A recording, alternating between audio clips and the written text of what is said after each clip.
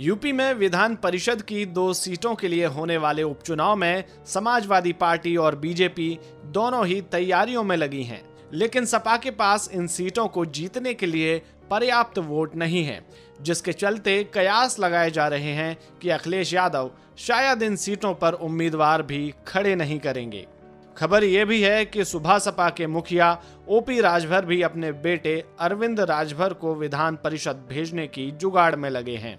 वहीं दूसरी तरफ बीजेपी का शीर्ष नेतृत्व विधान परिषद की इन दोनों सीटों के लिए उम्मीदवारों की घोषणा कर सकता है।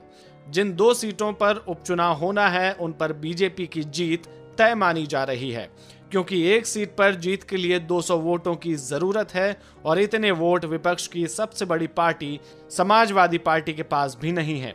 वहीं संख्या बल के आधार पर बीजेपी इन दोनों सीट पर काबिज होने जा रही है, जिसके लिए नामांकन प्रक्रिया सोमवार से शुरू हो चुकी है और 11 अगस्त को वोटिंग होनी है।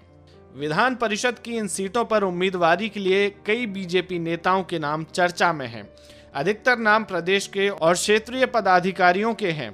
इसके अलावा ओम प्रकाश राजभर भी अपने बेटे अरविंद राजभर को विधान परिषद भेजने के प्रयास में हैं।